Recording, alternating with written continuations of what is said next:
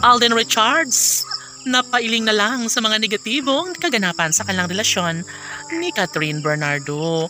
OMG, sana nga ay hindi na magpapatalo kailanman ang binata sa kanyang pagmamahal para sa pretty girl na si Catherine Bernardo.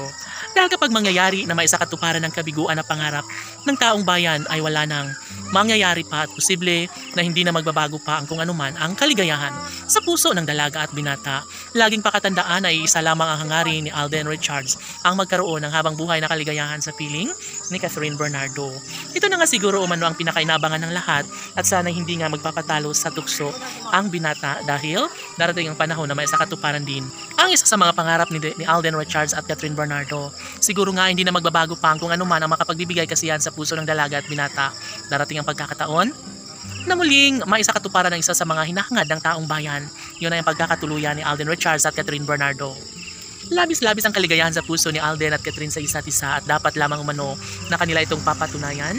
Dapat umano na kanilang maramdaman ang tunay ito sa pag-ibig nila sa isa't isa.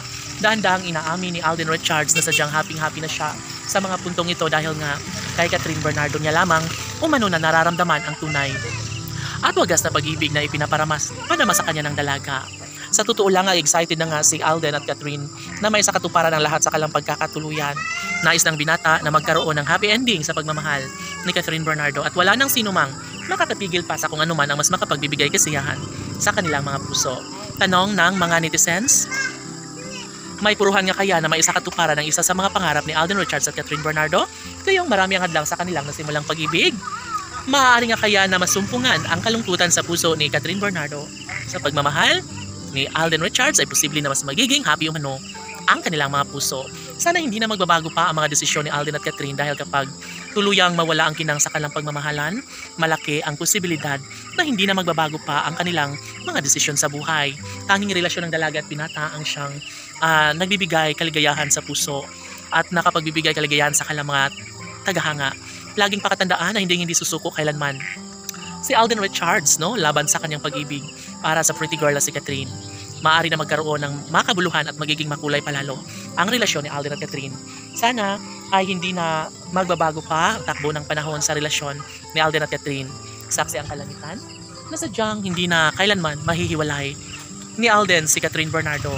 At ito lamang ang pinakaninanais ng lahat na sana'y magbahala na lang umano si Alden at Catherine.